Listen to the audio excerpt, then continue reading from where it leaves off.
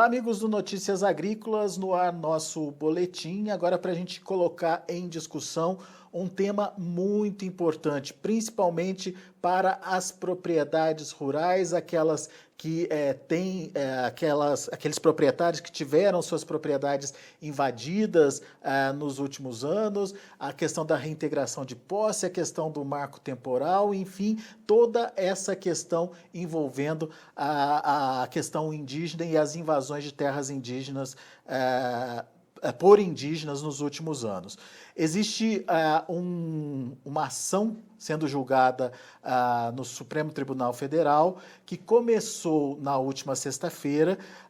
O ministro Fachin acabou votando já, colocando o seu posicionamento sobre a questão do marco temporal, e, na sequência, o ministro Moraes acabou pedindo a suspensão aí do julgamento, prorrogando mais uma vez a decisão que pode ser tomada aí pelo Supremo. E dessa vez uma decisão definitiva, ao contrário do que aconteceu com a questão lá da Raposa Serra do Sol, há 10 anos atrás, onde houve uma série de condicionantes dando referência aí para o que podia ser feito ou não em relação às questões de reintegração de posse de terras indígenas.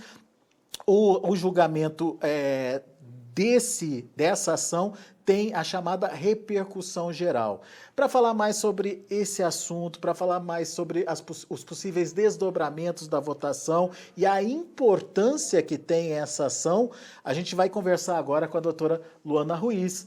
Doutora Luana, ela é advogada, mestre em Direito Constitucional, participa ativamente de toda essa discussão em relação aí às invasões por indígenas de terras de produtores, principalmente produtores rurais aí em boa parte do país. Mas nesse caso foi o governo de Santa Catarina, né, doutora Luana, que pediu a reintegração de posse. Explica pra gente um pouquinho desse caso e por que ele é tão importante de ser acompanhado, analisado e entendido. Seja bem-vindo. Eu agradeço mais uma vez, é sempre um prazer estar aqui conversando com vocês. Um bom dia a todos, boa tarde. Esse caso que está agora no Supremo de repercussão geral, ele se inicia com uma invasão de um parque ambiental no estado de Santa Catarina e o órgão ambiental entra com uma ação de reintegração de posse face à invasão dos indígenas na área. Então começa, o start disso é esse conflito possessório.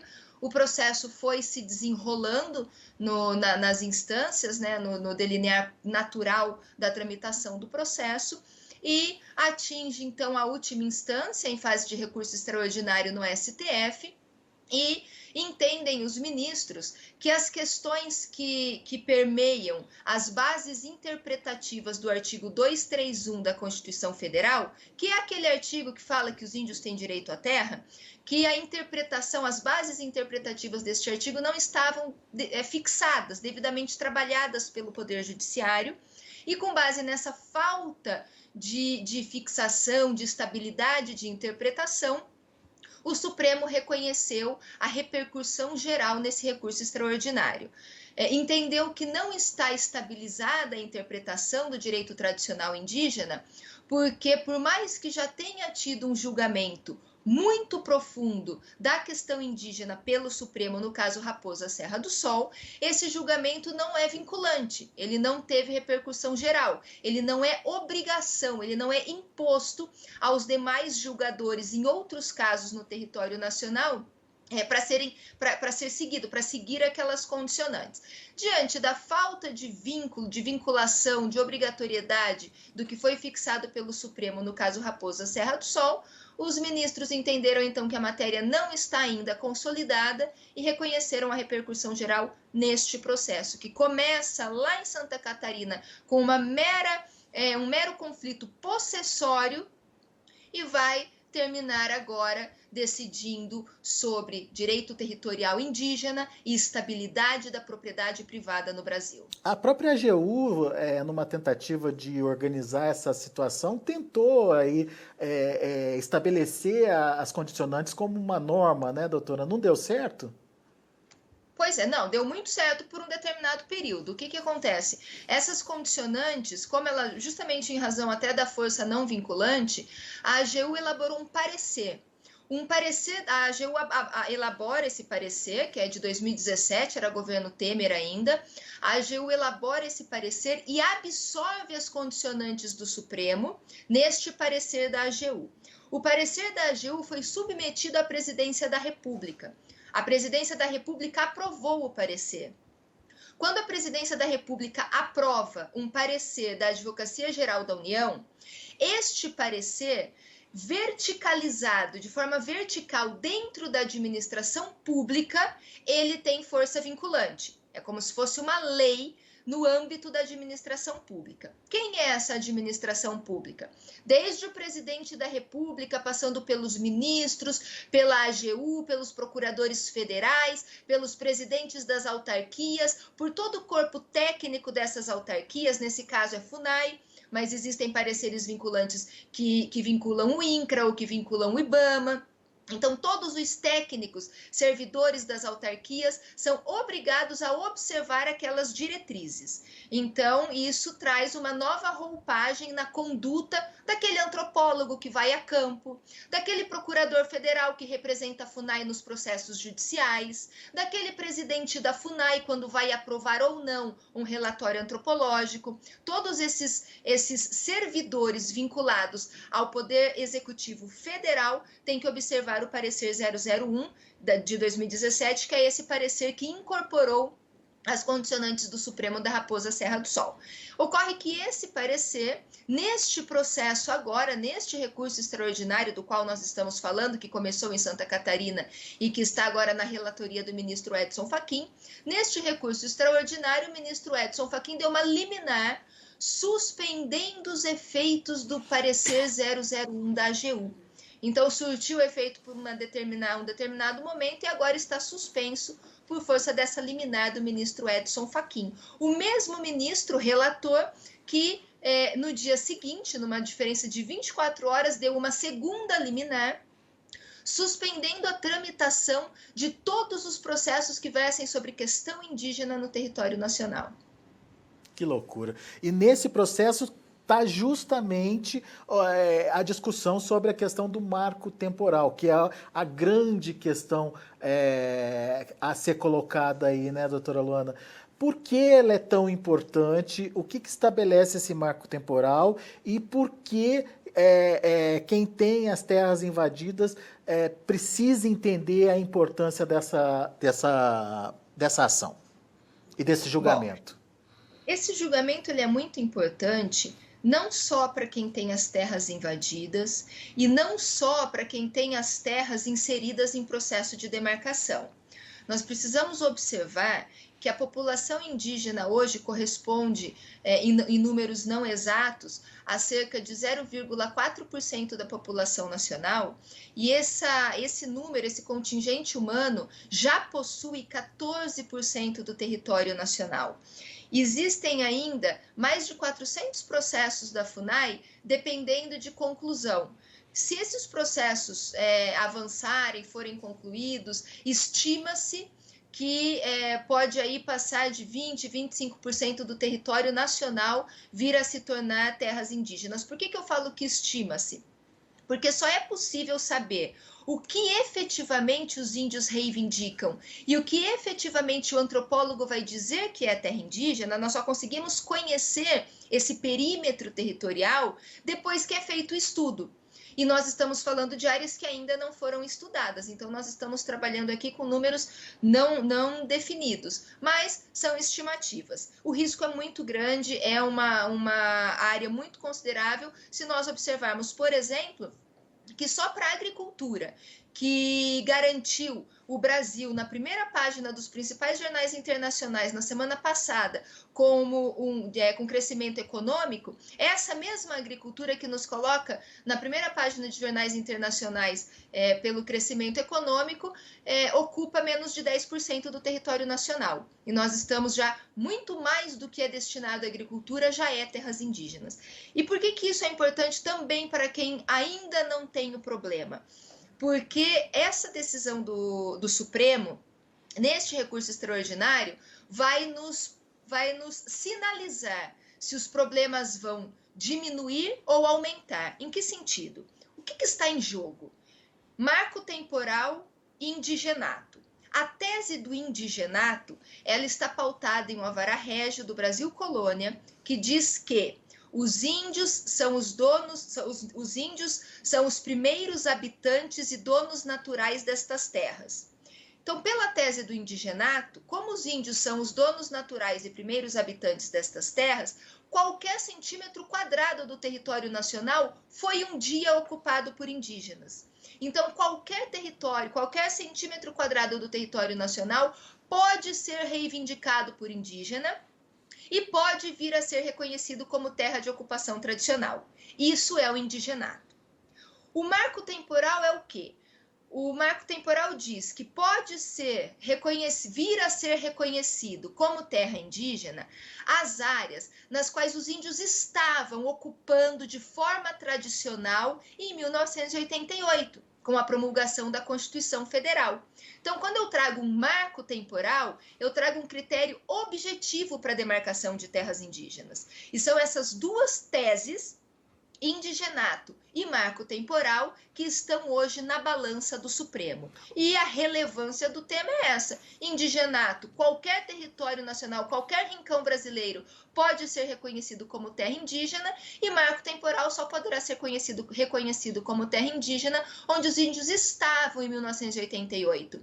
E devemos considerar que quando se fala de propriedade privada, em sua grande maioria, as nossas propriedades privadas foram tituladas pelo poder público, pelo Estado brasileiro, antes de 88. Então, se o marco temporal for 88, todos aqueles que adquiriram, que confiaram na fé pública dos documentos, que confiaram no Estado e compraram as suas terras antes de 88, terão o seu direito de propriedade garantido e preservado. Essas são as duas pontas aí da linha que está pendente hoje no Supremo. O que, numa avaliação de leigo, né, fica muito claro e muito óbvio qual que é a melhor tese, né, doutora Luana? Impossível imaginar que qualquer área do Brasil possa se tornar terra indígena, inclusive municípios já consolidados, enfim, a população já habitando esse município há muito tempo. Se for levar isso ao pé da letra, a gente pode ter, por exemplo, uma cidade inteira, um estado inteiro como área indígena, não? Exatamente. E pode parecer teoria da conspiração, mas nós já enfrentamos casos concretos. Bahia é um exemplo disso. Existe município inteiro dentro de uma área reivindicada como terra indígena, em processo de demarcação. Pacaraima é um município inteiro inserido em uma área demarcada como terra indígena no estado de Roraima. Então, nós não estamos falando de teoria da conspiração, nós estamos falando de riscos reais, riscos concretos que vêm a impactar o direito de propriedade. E o direito de propriedade, ao lado da segurança jurídica e da liberdade, são os pilares do Estado democrático de direito. Se nós não tivermos a garantia da propriedade, nós não temos o respaldo da nossa liberdade. E sem propriedade, sem liberdade, nós não temos segurança jurídica. Sem segurança jurídica, nós não temos Estado de Direito. Então, o que está em risco, muito mais do que uma ou outra fazenda ou sítio, é importante nós trabalharmos isso, porque existem grandes proprietários, existem pequenos proprietários inseridos nessa insegurança, mas o que está em jogo, eu vejo lá no fundo de toda, o pano de fundo de toda essa questão, o que está em jogo é o Estado de Direito. Sem dúvida nenhuma. Agora, doutora, vamos partir para a votação, né? Começou no plenário virtual, me corrija se eu estiver errado os termos utilizados, que seria um julgamento sem discussão.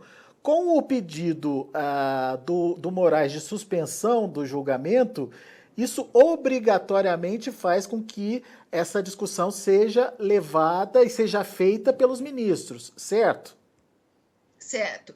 Estava o julgamento virtual, é o plenário virtual que nós chamamos, que é um julgamento que ele se abre lá nos autos do processo e cada ministro, ao seu tempo, num prazo de 5 dias úteis, nesse caso seria do dia 11 ao dia 18 deste mês de junho, os ministros entram no processo e vão depositando os seus votos. Isso é o plenário virtual, o julgamento virtual. O ministro Alexandre de Moraes, no dia 11, tão logo foi aberto o julgamento, quando abre o julgamento, o ministro relator, ele já precisa apresentar relatório e voto, e foi o que o ministro Edson Fachin fez na qualidade de relator. Abriu o julgamento no dia 11 e apresentou relatório e voto. Tão logo isso foi aberto o julgamento, o ministro Alexandre de Moraes atravessa um pedido de destaque. O que é um pedido de destaque? Quando algum ministro entende que a matéria é por demais complexa, apresenta um pedido de destaque para retirar desse plenário virtual e levar para o plenário presencial, para o julgamento presencial. O que é o julgamento presencial? É aquele julgamento que nós estamos acostumados a assistir quando entramos lá na TV Justiça. Todos os ministros sentados, leem os votos, discutem, concordam ou discordam uns com os outros. Então, existe aí um enriquecimento, porque o debate enriquece. E o debate entre os ministros é algo que pode engrandecer as decisões. Então, o ministro Alexandre de Moraes fez o pedido de destaque, tira do plenário virtual, e o processo está agora aguardando uma pauta para o plenário presencial. O julgamento presencial... Pois não. Não, eu só ia perguntar, mas daí não tem mais uma data definida. Ainda não. Já foi feito o protocolo do próprio relator, que é o ministro Edson Fachin, ele já atravessou um pedido de urgência e para o presidente, porque quem vai pautar agora no plenário presencial é a presidência do Supremo, já existe uma manifestação do relator pela urgência do julgamento e agora precisa aguardar uma nova pauta para o julgamento presencial. Lembrando que, sendo esse julgamento presencial marcado com alguma brevidade, nós com certeza estaremos ainda na pandemia e esse julgamento, por mais que seja na modalidade presencial, ou seja, com o debate construtivo entre os ministros, ele se dará na forma de videoconferência. A senhora lembrou que os indígenas, na sexta-feira, estavam lá em Brasília. E a mobilização dos produtores, a mobilização de quem teve terras invadidas e o risco de ter a sua propriedade privada invadida, como é que fica essa defesa? Com esse respiro, dá para mobilizar, doutora Luana? É importante se mobilizar nesse respiro que a gente vai ter até a próxima votação, então? É necessário, é urgente. E é importante que nós estamos aqui em um canal abrangente que conversa com o produtor rural. Tem uma célebre frase antiga que diz: quem não defende o que tem, não merece tê-lo. Nós não conseguiremos ter a força necessária se não nos articularmos. O agronegócio brasileiro sustenta a balança comercial deste país. Acabei de dizer, nós estávamos nas primeiras páginas de jornais internacionais pelo crescimento econômico, resultado da pujança do agro. Onde está o agro para defender os seus interesses? É uma matéria extremamente grave o que está em pauta. Nós temos muito a perder e nós precisamos nos mobilizar. Os produtores rurais, buscando os seus sindicatos, as federações, a CNA, não basta, como foi feito, e aqui eu quero agradecer e louvar a CNA e algumas federações que entraram no processo na qualidade de amicus curiae, amigos da corte, porque são entidades que têm como contribuir com o debate. Eu, como advogada, entrei neste processo representando algumas entidades, representando o Sindicato Rural de Antônio João, aqui do Mato Grosso do Sul, representando a ONG DIP, que é uma entidade que representa a defesa da propriedade privada lá do Paraná, Ingressamos no processo na qualidade de amicus curiae, só que neste processo tem 53 amicus curiae, 40 a favor dos indígenas e 13 a favor da tese do marco temporal. Esse ingresso no processo, uma apresentação de sustentação oral, apresentar memoriais, é muito válido e muito importante, mas o mais importante, ou tão importante quanto, é a temperatura da sociedade civil organizada. E nós precisamos, de forma organizada, de forma jurídica, de forma democrática, agir, porque eles estão agindo. Muito bem. E quando a gente olha o voto do ministro Fachin, a gente vê que a situação é muito mais delicada, né, doutora Holanda? Olha, é tão grave, eu separei, o voto é extenso, são 88 páginas, merece a leitura, é complicado um pouco a leitura também para o leigo, porque tem muita terminologia técnica, mas eu gostaria de fazer a leitura de 2 parágrafos que eu pincei nessas 88 páginas. E a partir desses 2 parágrafos, aqueles que nos assistem, que nos acompanham, podem tirar as suas próprias conclusões. Uma das coisas que o ministro Edson Fachin escreve, e eu vou fazer a leitura, abre aspas, mais importante que o equacionamento jurídico da questão, está em julgamento a tutela do direito à posse de terras pelas comunidades indígenas, substrato inafastável do reconhecimento ao próprio direito de existir dos povos indígenas. Repito, mais importante que o equacionamento jurídico, está em jogo o direito de existir dos povos indígenas. O que ele está dizendo com isso? O que importa é a vida dos povos indígenas, a questão jurídica nós deixamos de lado. Porque o direito de existir dos povos indígenas se sobrepõe ao direito, ao ordenamento jurídico pátrio. É o que diz esta frase. Então, volto aqui com o que eu acabei de dizer sobre a segurança jurídica, porque a segurança jurídica é o que estabiliza as relações entre os indivíduos. E nesse caso nós não temos mais, porque nós não sabemos as consequências dos nossos atos, se o ordenamento jurídico está sendo colocado de lado e deve prevalecer o próprio direito de existir dos povos indígenas, como notariamente se observa da história dos índios em nosso país. Então, esse é um parágrafo que eu acho extremamente marcante. O segundo parágrafo, que merece destaque, são só esses 2, diz o seguinte: daí se desvela a importância do julgamento que ora se levará a efeito, o qual ressalta o legítimo exercício da função contramajoritária do Poder Judiciário,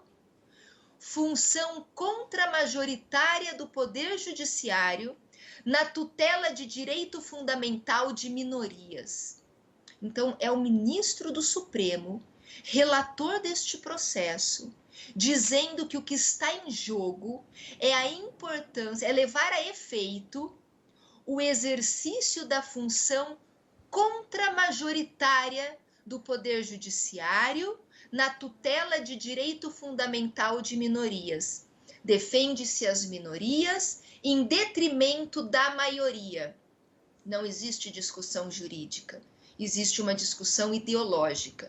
Acredito que esses 2 parágrafos que eu fiz a leitura, independente de entendimento técnico, de terminologia técnica, de descrição de jurisprudências, de leituras de lei, de artigos legais e de histórico das nossas constituições, né? Porque isso também é muito trabalhado pelo ministro.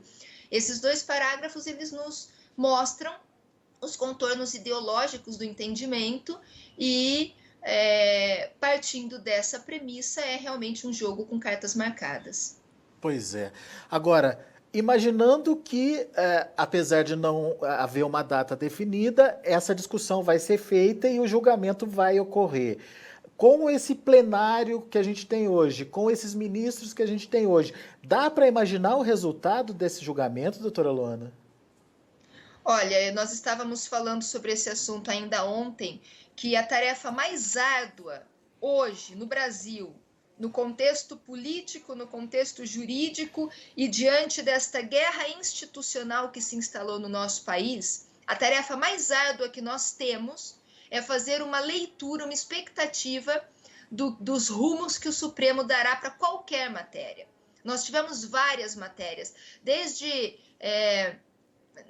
questão de o feminicídio como um crime autônomo, a questão de união estável entre pessoas do mesmo sexo.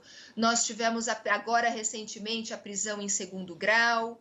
Nós tivemos uma interferência muito grande do Supremo na conduta, na atuação específica do Poder Executivo, quer seja na suspensão do DPVAT, na utilização de radar móvel, na nomeação do chefe da Polícia Federal. Nós estamos assistindo como as instituições estão dialogando entre si, nós assistimos como o Supremo vai e vem.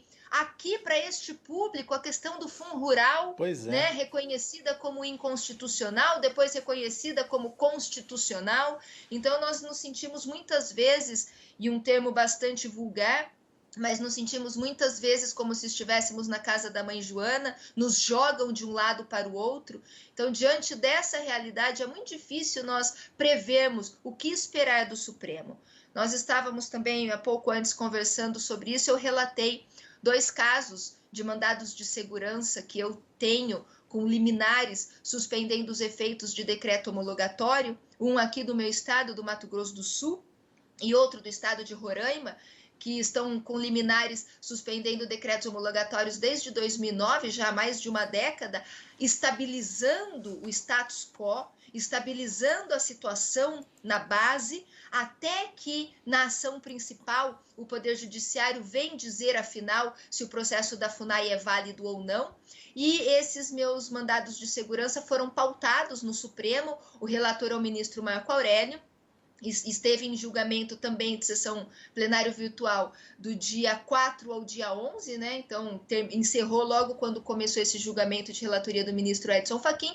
E nesses 2 mandados de segurança, o ministro Marco Aurélio vota a favor da manutenção das liminares e foi acompanhado por mais 4 ministros. Então, eu tive 5 votos contra 6. A maioria me venceu neste caso e as minhas liminares foram suspensas. Mas o que é relevante nesse caso? Alguns ministros que eu esperava, que eu tinha expectativa de votarem pela manutenção das minhas liminares, eu posso citar o próprio ministro Dias Toffoli, Carmen Lúcia, o ministro Fux. Eu tinha uma expectativa de acompanharem o relator, não acompanharam o voto divergente, que foi do ministro Barroso. E, para minha surpresa, o ministro Lewandowski, que tem um histórico indigenista, tem um histórico de defender os laudos antropológicos, ele acompanha o relator e vota pela manutenção das liminares. Então, são as surpresas que essa nossa Suprema Corte nos traz. Pois é. Que coisa complicada, que coisa difícil. Mas o mais importante dessa conversa nossa aqui, doutora Luana, é o fato da mobilização. Não deixar para a última hora, não achar que está tudo resolvido e que está tudo ganho, e que uma decisão contrária ou desfavorável ao que a gente imagina ser legal, enfim, que determine aí pelo menos uma segurança jurídica para as propriedades privadas, uma resolução contrária a isso pode botar a perder aí muita coisa que já foi construída ao longo desses últimos anos, inclusive no agronegócio brasileiro. É muito grave. O que está em jogo é muito grave, porque é algo que não tem qualquer limitação. É a prevalência de um entendimento que coloca o ordenamento jurídico em segundo plano. Nós estaremos à mercê de uma decisão que vai ser um trilho, que vai dar base para condutas puramente ideológicas, sem qualquer respaldo jurídico. E a gravidade é muito salutar aqui que nós estejamos aquecidos.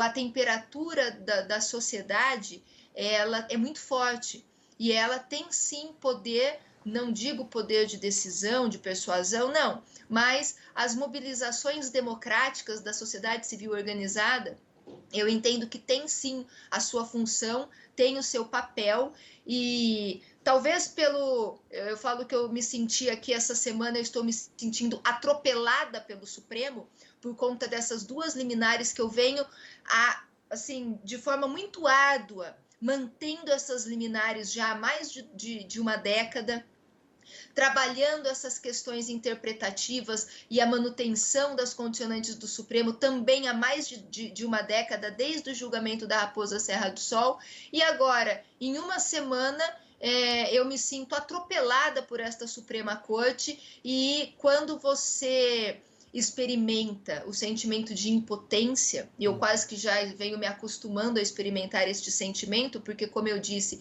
nós estamos invadidos há 23 anos, vocês que acompanham aqui Notícias Agrícolas acompanharam o episódio no Mato Grosso do Sul em 2015, enfim, e revivo esse momento hoje, sendo atropelada por essas decisões judiciais.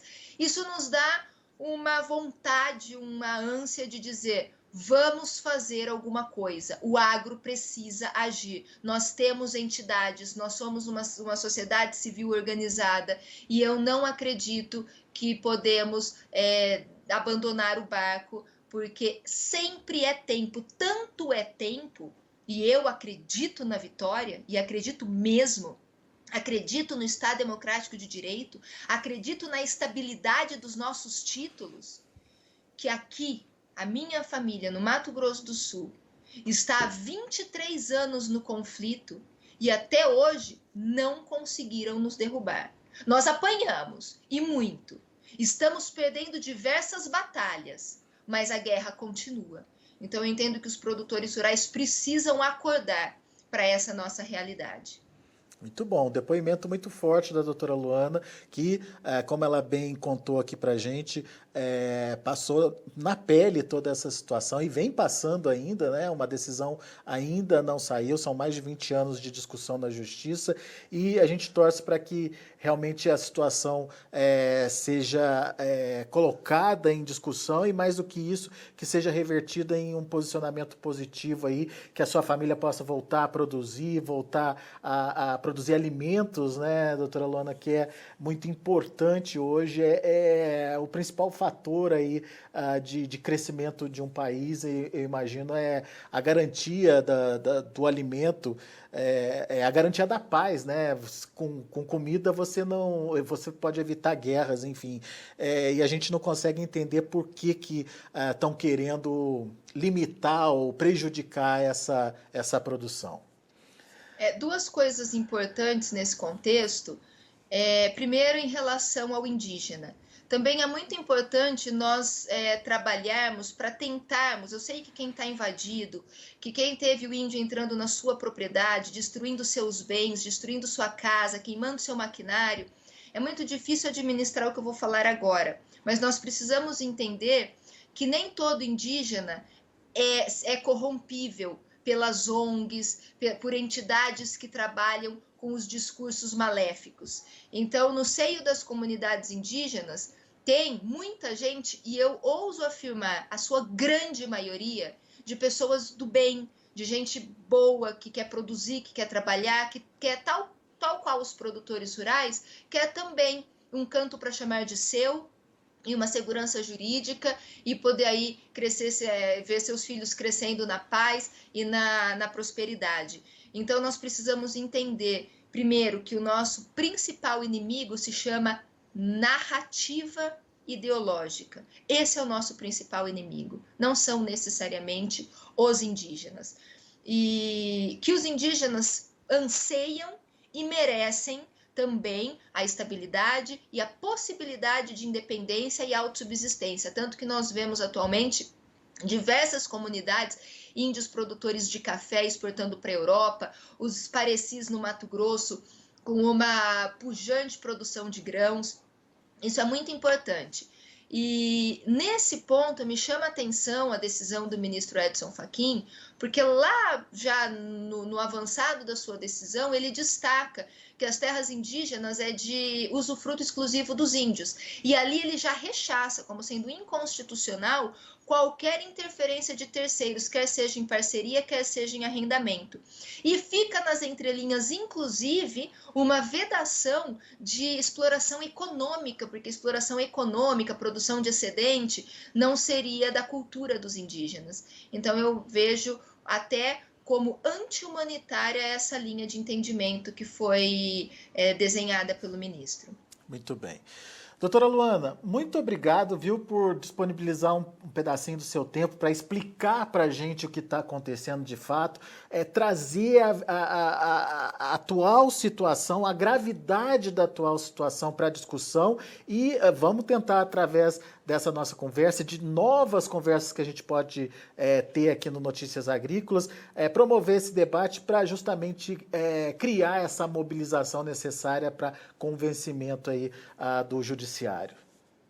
Realmente é muito grave. Só mais uma informação, aqui no Mato Grosso do Sul, nós temos um mandado de segurança que foi impetrado já há alguns anos para anular uma demarcação de uma área que foi estudada pela FUNAI como terra indígena Guirarocá, tá? Uma propriedade rural do nosso saudoso deputado Zé Teixeira, aqui na nossa região, e foi uma ação judicial de sucesso.